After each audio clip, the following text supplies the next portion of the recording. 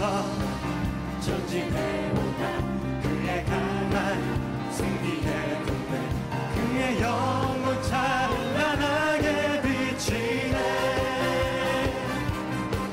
찬양과 새 승리의 노래 주 찬양 승리의 찬양 누가 당하소가 주님의 군대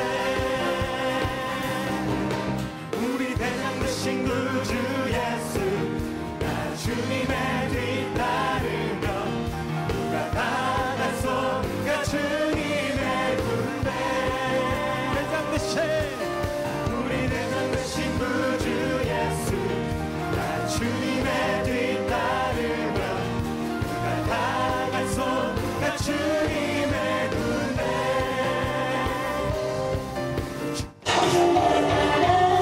내 영혼아 찬양하라 내 영혼아 내 속에 있는 것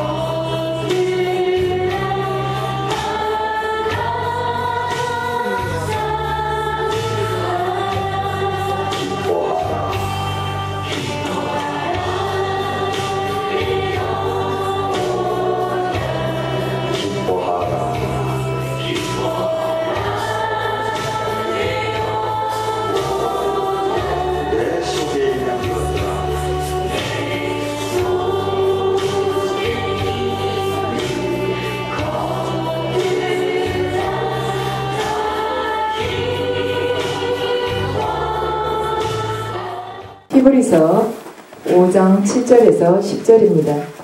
그는 육체에 계실 때 자기를 죽음에서 능히 구원하실 이에게 심한 통곡과 눈물로 간구와 소원을 올렸고 그의 경건하심으로 말미암아 들으심을 얻었느니라. 그가 아들이시면서도 받으신 고난으로 순종함을 배워서 온전하게 되셨은즉 자기에게 순종하는 모든 자에게 영원한 구원의 근원이 되시고 하나님께 멜기세덱의 반차를 따른 대제사장이라 칭하심을 받으셨느니라. 아멘. 어제 저녁에 이어서 시련의 목적이 무엇인가에 대해서 계속 말씀드리겠습니다. 자, 시련을 하나님께서 우리에게 허락하신 목적, 우리를 겸손하게 하기 위하심이고 또한 세상 것을 끊게끔 하기 위해서 시련을 허락하신다고 말씀드렸습니다. 자, 이 시간에는 첫 번째로 또한 시련을 통해서 우리는 영원한 것을 소망하게 됩니다. 그래서 인생에 있어서 시련을 겪으면 겪을수록 우리가 천국을 더 많이 기대하게 되고 이 땅의 삶이 더덥다는 것을 깨닫게 됩니다. 바울은 로마서 8장에서 이렇게 이야기를 하고 있습니다. 우리가 그리스도와 함께한 상속자니 우리가 그와 함께 영광을 받기 위하여 고난도 함께 받아야 할 것이니라. 생각하건대 현재의 고난은 장차 우리에게 나타날 영광과 비교할 수 없도다. 자, 우리는 시련을 통해서 그리스도의 그 영광을 사모하게 됩니다. 또한 우리에게 있어서 진리와 생명을 사랑하게 되고 그 가치를 온전하게 깨닫게 되는 것입니다. 그래서 우리에게 주는 시련이 아픔이 아니고 영광으로 건너가는 징검다리라는 것을 우리들이 알게 되는 것입니다. 한번 주님께서 저에게 이렇게 계시를 해주셨는데 이제 환시로 보여주셨어요. 너가 죽고 난 후에 제가 주님 뜻대로 잘 했을 때 이렇게 해주시겠다는 그 단서가 붙어있는 것이죠. 인간이라는 게 얼마나 간사합니까? 그래서 잘 했을 때 이러이러하게 내가 너에게 해주기를 원한다고 그러셨는데 말하자면 계시가 여러분 모두에게도 그 상급과 영광이 따를 것이라고 봅니다. 그런데 이 땅에서 주님께서 주신 이 사명을 잘 행하고 올 때 하늘나라에서 수많은 그 사람들이 이렇게 반기면서 잔치를 하는데, 어쩌면 그걸 제가 보면서 이 땅에서 제가 만났던 사람을 다 합친 것보다도 더 많다는 생각이 들었습니다. 그래서 우리의 겉사람은 날로 후퇴하지만 이 연단을 통해서 우리의 속사람이 강건하여질 때 우리는 이 땅에서 그분을 위해서 온전히 내맡기는 자, 나의 모든 것을 포기하는 자가 될 것이며, 그 온전한 포기를 통해서 우리가 하늘나라에서 그리스도와 함께 영광을 받는 자로 변하게 될 것입니다. 그래서 우리는 이 땅에서 우리 육으로 보는 것은 잠깐이지만 보이지 않는 그 영원함을 향해서 걸어가게 됩니다. 그래서 시련이, 우리에게 주어진 이 시련이 영원함을 더 사모하게 된다는 것이죠. 그래서 여러분들, 지금 이 시련이 여러분들에게 있어서 살이 찢기는 아픔일 수도 있고 숨막히는 고통일 수도 있지만, 이 길이 바로 영원으로 건너가기 위해서는 반드시 딛고 가야 할 징검다리임을 깨달으시기 바랍니다. 그 다음에 우리는 시련을 통해서 내가 무엇을 그동안 진정으로 사랑했었는가를 알게 됩니다. 아브라함에게 있어서는 이삭이 굉장히 소중한 존재였는데, 하나님은 아브라함이 하나님보다 이삭을 더 사랑하는지 아니면 이삭보다 하나님을 더 사랑하는지를 시험을 하셨습니다. 그래서 시련에 대처하는 것을 보면 그 사람이 하나님을 첫자리에 두었는지 아니면 저 뒷전에 밀어두었는지를 알 수가 있습니다. 우리가 내가 가지고 있는, 예전부터 내가 소유하고 있었던 것을 시련을 통해서 잃는 경우가 있습니다. 그러는 과정 중에서 우리가 주님으로부터 어떤 계시를 받는, 영이 열려서 계시를 받는 그러한 입장이라면, 내가 이러이러하기 때문에 너를 이렇게 바꾸기 위해서 지금 이걸 부순단다 하고 말씀을 들어도 그 말씀을 분명히 내가 들었지만은 그걸 내려놓기가 참 어려워요. 그러니까 주님이 이러이러하게 계획을 하시구나. 그러니까 너 내려놔라. 그래도 이걸 붙잡고 있으려는 게 그게 인간입니다. 내려놓으면 어쩐지 끝나버릴 것 같고, 다시는 그것을 내가 소유하지 못할 것 같다는, 다시는 회복하지 못할 것 같다는 그러한 의구심이 계속 듭니다. 그래서 그때 내가 정말로 내려놓지 못하고 주저한 것이 바로 하나님보다 더 사랑하는 대상이었습니다. 그러니까 지금까지 그것이 나의 우상이 되어 왔었다는 것입니다. 그런데 여태까지는 그걸 깨닫지 못하고 있다가, 우리가 이렇게 매 순간 호흡을 하며 살지만 공기의 존재에 대해서 깨닫지 못하는 것처럼, 지금까지는 시련이 주어지기 전까지는 그것이 우상인지를 몰랐지만, 그것이 부서질 때 내가 안간힘을 다해가면서 그걸 붙들려고 했었던 그 대상, 바로 하나님보다 윗자리에 놓고 내가 숭배했었던 우상이었음을 깨닫지 못했는데, 아픔을 통해서, 부서짐을 통해서, 연단을 통해서 나의 우상이 무엇이었는지를 온전하게 알게 된다는 것입니다. 그래서 하나님께서는 그걸 내려놓게 하십니다. 왜냐하면 하나님보다 더 윗자리에 뭔가가 있을 경우에는 절대로 우리가 영적으로 성장을 할 수가 없습니다. 영적인 성장이라는 것은 하나님을 내 안에 내 주인으로 모시면서 그분의 모습으로 화해가는 것이 영적인 성장이기 때문입니다. 최고의 영성은 하나님의 품성과 일치되는 것이 최고의 영성입니다. 우리들 보통 일반적으로 생각하기에 최고의 영성은 치유 능력이 대단하게 나오고 하늘의 계시를 아주 깊게 받아서 알리는 것, 그것이 우리 영성을 해서 어떻게 생각하면 최고의 영성이라고 착각할 수 있지만, 그것이 아니고, 그것도 물론 곁들여지면 좋지만 그보다 가장 우선되는 것은 하나님의 마음과 하나가 되는 것, 그것이 바로 최고의 영성입니다. 그런데 하나님보다 더 윗자리에 소중한 것이 뭔가 있었다면은 그 소중한 것이 바로 내 마음을 사로잡고 있는 것이에요. 하나님과 재물을 함께 섬길 수 없다듯이 재물이 내 마음 안에 들어와서는 절대로 영성으로 들어갈 수가 없습니다. 여러분 보세요. 세상 것을 가지고 계속 갈등을 해보세요. 그걸 취하기 위해서 노심초사하고 해보세요. 하나님은 저 뒷전으로 물러가고 내 영혼은 가시던 물에 쌓이게 됩니다. 그래서 여러분의 이 마음이 하나님의 마음과 일치되는 그 경지에 이르기 위해서는 하나님이 나의 이 삶을 전체를 장악할 때만이 그것이 가능해지는 법입니다. 그래서 근데 자 우리들 보면 내가 그려놓은 어떤 하나님의 틀이 있습니다. 하나님은 이러이러한 분이다. 이 나라는 이 한계성을 띤 인간이 도화지에 작은 그림을 그려놨어요. 내가 정해놓은 하나님이죠. 거기서 벗어나면은 절대로 그분은 하나님이 아닌 걸로 생각을 해요. 그래서 여기에는 교파를 초월해서 여러분들이 오셔가지고 은혜를 받으십니다. 그래서 여기에서 여러분들이 어떠한 교리적인 것이나 어떠한 제도나 교단이나 그러한 것을 가지고 여러분들이 논쟁을 해가지고는 절대로 영성으로 들어갈 수 없습니다. 그런 경우에 절대 주님이 영적인 권능을 높여주시질 않으세요. 계시도 절대로 깊어지지 않습니다. 예수님은 장로교 신자도 아니었고 신내교 신자도 아니고 감리교 신자도 아니고 천주교 신자도 아닙니다. 여러분들이 혹시 장로교 신자이시거나 아니면 감리교 신자이시거나 천주교 신자이시거나 아니면은 말하자면 신내교 신자이시다 할지라도 예수님이 여러분 각자의 편은 절대로 아니에요. 그분은 모두의 하나님이십니다. 그래서 우리들 각자가 성령님을 제대로 만나고 그분의 인도하심을 따르고 음성을 듣고 걸어갈 때 우리는 그 교파를 초월해야만이 내 영혼이 자유로워질 수가 있는 거예요. 진리가 너희를 자유롭게 한다는가.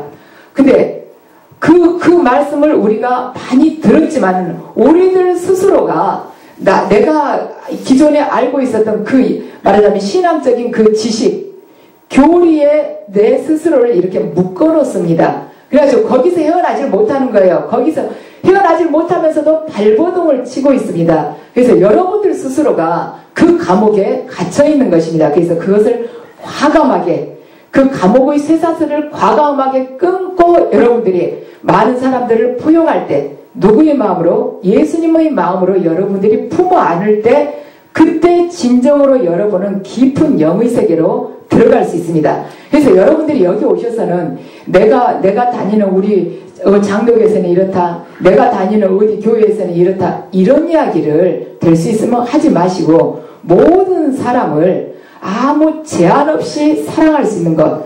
말하자면 그 사람 사랑이라는 것은 무엇입니까?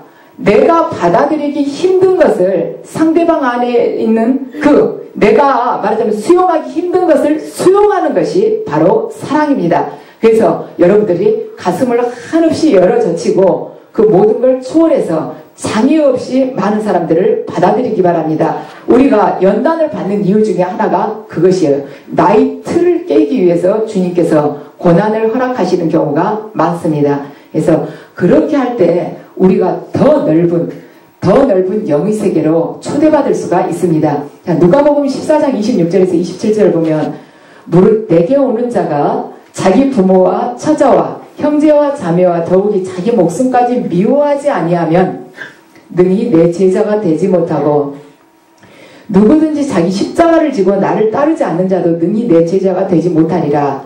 자, 예수님은 우리들은 모든 사람을 미워하라고 지금 말씀하신 것이 아닙니다.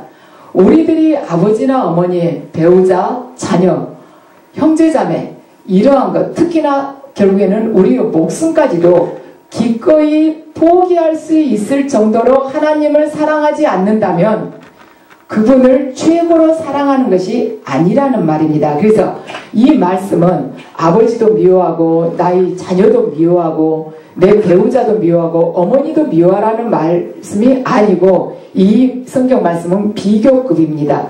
그들보다 나를 사랑하라는 거예요. 누구누구보다 그들에 비교했을 때 나를 더 많이 사랑하라는 자가 되라는 것입니다.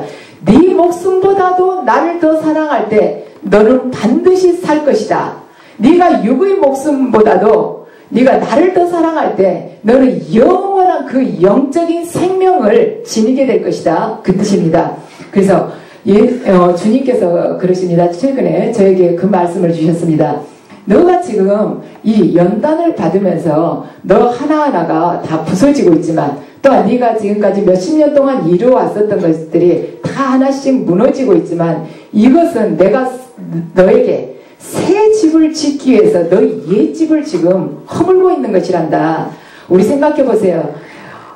내가 애써서 예전부터 초가집을 지어왔습니다. 나는 그것이 최고인 줄 아는 거예요. 주님이 보시기에는 다 썩어가는, 지푸라기가 썩어가는 초가집인데도 나는 그것이 아주 소중하다고 절대로 그것을 부수기를 원치 않습니다. 그걸 그대로 고수하고 싶어 하시죠. 그렇지만 주님은 기둥을 뽑고 또한 담을 허물면서 우리의 옛집을 하나하나 부숴가십니다. 그럴 때마다 우리가 얼마나 힘들겠습니까? 기둥이 하나씩 뽑히고 흙 단변이 무너지고 또한 주방도 한 번에 쓸어버리고 또한 지붕이 내려앉을 때 우리가 얼마나 힘이 들겠습니까? 하지만 그분께서 그 선하신 인도하심에 우리를 내맡길 때 하나님께서는 우리가 상상하지 못하는 영적인 새 집 또한 영육간의 축복을 우리에게 반드시 허락하십니다. 그런데 우리가 미래에 대한 아직 다가오지 않는 미래에 대한 불안감 때문에 그분한테 내맡기질 못하고 신뢰하지 못하는 것이죠. 그래서 우리가 주춤하다가 뒷걸음질 치면서 그분으로부터 떠나게 됩니다. 그런데 여러분들이 내가 홍해가 갈라지면 건너가리라, 내가 요단강이 갈라지면 건너가리라, 그 마음을 버리시고 갈라지지 않았을 때도 발을 디딜 때 그분께서 그 강을 반드시 말하자면 열어주십니다. 그래서 여러분들이 마른 땅으로 지나갈 수 있게끔 하나님께서 그 축복을 허락하시게 됩니다. 자, 그 다음 시련의 목적이 또한 무엇인가? 시련을 통해서 우리는 하나님의 축복을 귀하게 여기게 됩니다. 자, 히브리서 보면 나와 있죠. 히브리서 5장 7절에서 9절을 보면 예수님에 대한 표현입니다. 그가 아들이시면서도 받으신 고난으로 순종함을 배워서 온전하게 되셨으니 즉 자기에게 순종하는 모든 자에게 영원한 구원이 되셨다. 자, 하나님의 아들이시면서도 고난을 통해서 순종함을 배웠다는 것입니다. 우리에게 있어서 고난이 주어지지 않는다면 우리는 순종할 기회가 별로 없을 것입니다. 순종이라는 뜻은 일단 거부하고 싶다는 게 그 밑바탕에 깔려 있습니다. 내가 하고 싶고 내가 소망했던 것을 하는 것이 무슨 순종이겠습니까? 피하고 싶고 거부하고 싶은 것을 그걸 기꺼이 받아들이는 것이 순종이지 않겠습니까? 근데 이 성경 말씀은 그래요. 고난으로 순종함을 배워서 온전하게 되셨다는 것입니다. 그래서 우리들 모두가 순종하지 않을 때는 절대로 온전한 사람이 될 수 없다는 것을 지금 이 성경 말씀에서 증거해주고 있습니다. 세상의 논리는 세상을 귀하게 여기라고 말합니다. 인간의 감각과 감정을 중시하라고 하면서 쾌락을 추구하면서 살라고 우리를 부추기고 있습니다. 그래서 세상은 이 땅의 삶이 전부라고 자꾸 우리를 유혹을 하고 있습니다. 하지만 믿음은 하나님의 말씀을 귀하게 여기면서 그분의 말씀에 순종하면서 그분이 주시는 그 복을 받아 누리라고 우리에게 계속해서 우리의 마음을 붙잡아 주고 있습니다. 그래서 시련은 순종을 통해서 얻는 복을 우리에게 가르쳐 줍니다.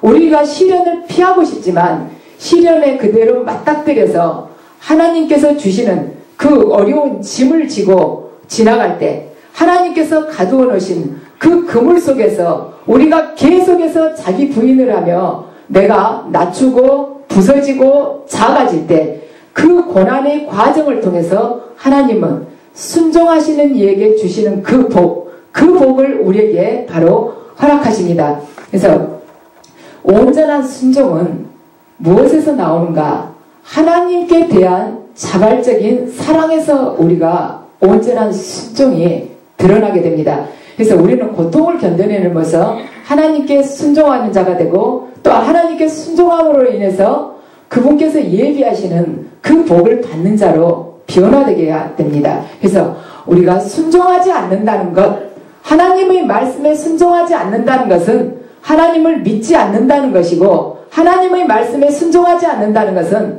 하나님을 사랑하지 않는다는 것입니다. 단적으로 말해서 하나님 사랑하지 않기 때문에 순종하지 않는 것이고, 하나님 믿지 않기 때문에 순종하지 않는 것입니다.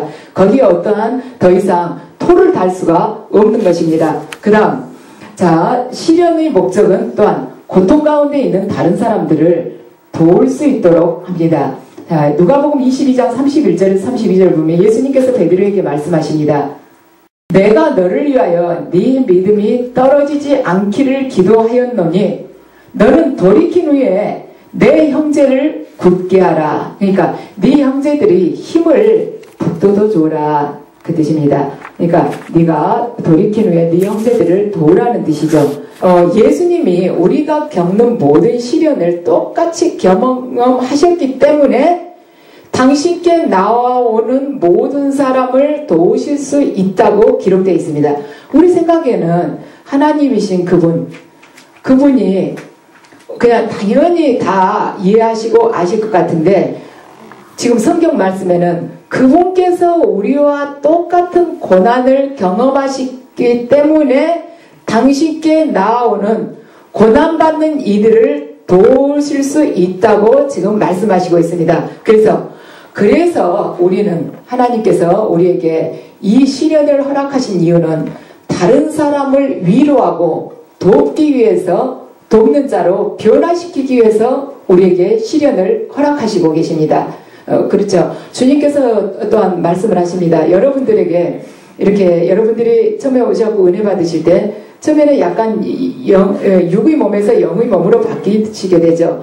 오실 때는 만약에 갑상선이 안 좋았다, 그거 치유받으려고 오셨는데 이제 옛날에 오래전에 한 10년 전에 아팠던 허리가 드러나면서 아프다 할지, 아니면은 뭐 가슴이 뭐 찢어지는 것처럼 뻐개지는 것처럼 아프다 할지, 그러한 것이 잊혀진 그 아픔들이 드러나게 됩니다. 이제 뿌리를 뽑아주기 위해서 그렇게 하시는 것이죠.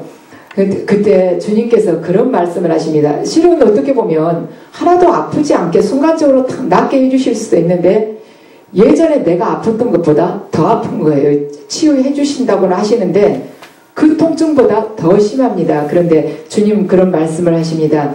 너가 이 아픔을 겪어봄으로 해서 병마로 인해서 고통받는 이들이 그 아픔을 네가 이해할 수 있고, 너가 또 겪었기 때문에 진정으로 그들을 위로하는 자가 될 수가 있다.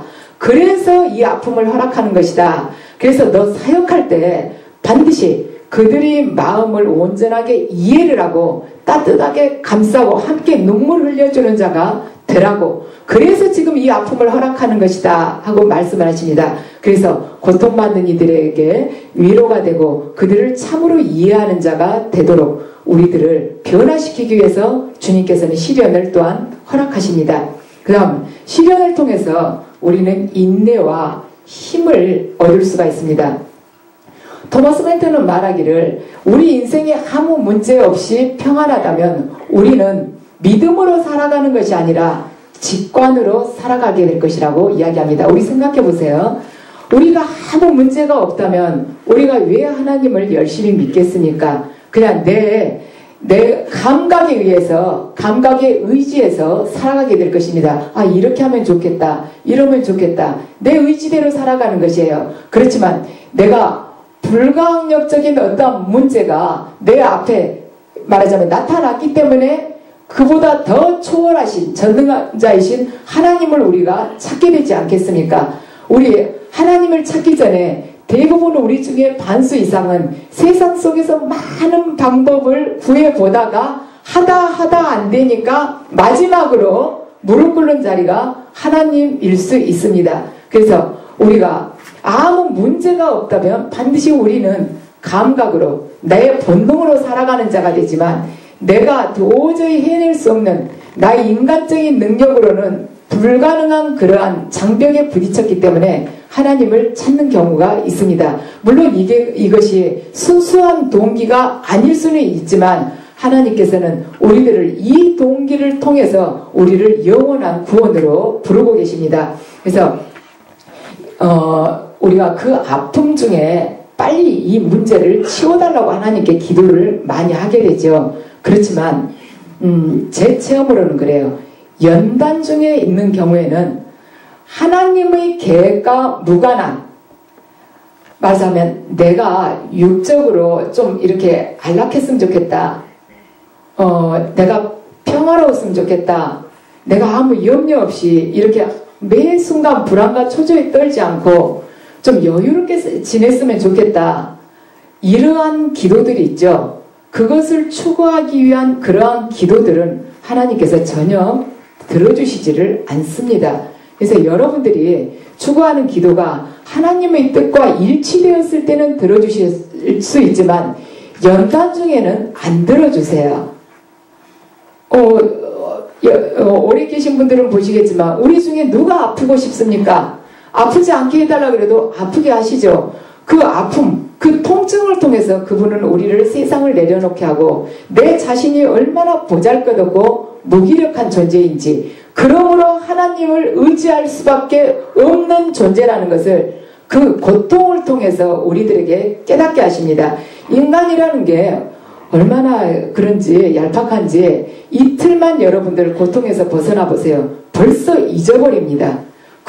그렇게 아프고 눈물 흘리고 목소리도 크게 내지도 못했던 사람이 이틀 건강하면 벌써 목소리가 확 높아지면서 그냥 순간순간 화를 내고 욕심을 또 다시 내는 거예요. 내려놨던 거 다시 다 샅샅이 뒤져하고 다 또 옮겨지고 있습니다. 그렇기 때문에 하나님은 수시로 우리에게 연단을 주시면서 우리가 사후에도 영원히 당신 곁에서 함께 할 수 있도록 그 축복으로 이끌고 계십니다. 그래서 우리는 시련을 겪으면서 영적 근육을 단련시킬 수 있습니다. 영적 근육이라는 것, 바로 믿음을 뜻하는 것이죠. 그래서 이 영적 근육을 단련시켜서 다음 시련에 대비할 수 있게 되는 것입니다. 그래서 이 근육이 믿음이 단련됨으로 인해서 우리는 더 큰 영적 전쟁을 치르는 데 있어서도 승리를 거머쥐게 되는 것이고, 또한 장애물도 어렵지 않게 통과하는 자로 변화되게 됩니다. 그래서 더 큰 믿음을 가졌기 때문에 주님께 더 큰 쓰임을 받을 수가 있고, 더 큰 쓰임을 받았기 때문에 더 많은 일을 이 땅에 이루고 남겨놓고 갈 수 있는 자로 변하게 됩니다. 우리가 어제 아브라함과 이삭의 그 모리아 사건을 보았습니다. 모리아 사건은 아브라함 때부터 지금까지 끊임없이 일어나고 있습니다. 그래서 하나님께서 아브라함과 똑같은 방법으로 우리에게 원하시지 않는다 하실지라도 우리는 끊임없이 고난과 연단을 통해서, 말하자면 그 연단을 계속해서 체험해가면서 크고 작은 모리아산을 우리가 넘어가게 될 것입니다. 그렇지만 그 과정 중 그 모리아산을 넘어가면서 그 걸어가는 중 시련을 통해서 우리는 믿음이 단련되게 되고, 또한 영적으로 성장하면서 궁극적으로는 말하자면 하나님만이 우리에게 유일한 존재임을 우리가 온 몸으로 고백하는 그 경지까지 이르게 됩니다. 여러분들 지금은 아픔 중에서 잘 깨닫지 못하실 수도 있습니다. 지금 이 순간에는. 그렇지만 과거의 여러분들을 생각해 보시기 바랍니다. 그때 하나님께서 내 삶의 몇 %를 차지하고 계셨는지를 생각해 보시기 바랍니다. 그때는 믿음 생활을 한다면서 교회는 열심히 이렇게 드나드는 것 같지만 내 영혼 안에, 내 삶 안에 그분이 10%나 차지했을지 모릅니다. 내가 어떠한 것을 결정할 때 하나님 중심으로 했는지 여러분들 돌이켜보시기 바랍니다. 하지만 이 시련을 통해서 하나님을 만나게 되고 나서 여러분들의 삶이 그분께 얼마나 내드렸는지 그것을 비교를 해보게 되면 우리의 삶의 주인으로 그분이 변화되는 이 과정이 바로 이 연단의 과정이라는 것을 알게 됩니다. 그래서 이 연단을 통해서 우리는 오직 나의 주인이 그분이시다, 그 고백을 내 온 몸과 영혼으로 하게 된다는 것입니다. 그래서 중요한 것은 무엇인가? 받아들이기 어려운 사건이 벌어졌을 때 그것을 하나님께 대한 믿음으로 우리가 받아들이느냐 받아들이지 않느냐 한 것은 우리 각자의 몫입니다. 그래서 어떤 태도로 그 사건을 받아들이느냐에 따라서 우리에게 지금 다가오는, 우리에게 주어진 이 모리아산이 완성될 수도 있고 그렇지 않을 수도 있습니다.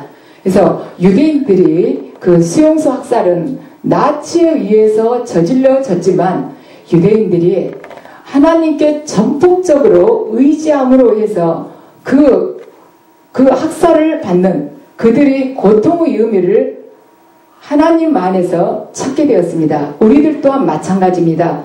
어쩌면 우리들 대부분은 유대인들처럼 그러한 학살을 받지를 않죠.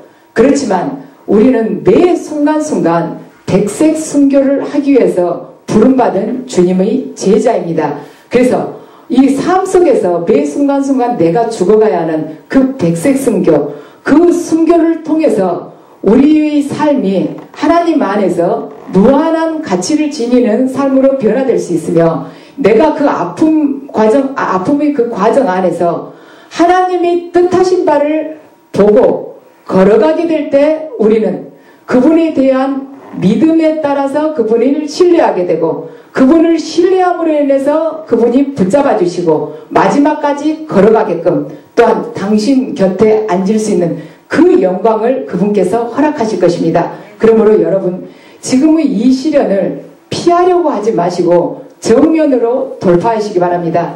정면으로 여러분을 내던질 때 하나님께서는 그 안에 여러분들이 푸른 초장을 예비해 놓으실 것이고, 여러분들이 말하자면 힘들고 영적으로 말하자면 많이 피폐해졌을 그 시간에 여러분의 머리에 기름을 발라주시면서 힘을 북돋워 주시고 당신 곁에 앉혀주실 것입니다. 그리고 여러분들이 이 과정 중에서 많은 상처를 입고 또한 아픔을 가지고 있지만 여러분들 보는 앞에서, 원수 앞에서 상을 차려주시는 그 귀한 상급을 여러분 앞에 내려주실 것입니다. 수고하셨습니다. 그의 강한 승리의 군대, 그의 영혼 찬란하게 비치네. 찬양과 새 승리의 노래, 주찬양 승리의 찬양, 누가 다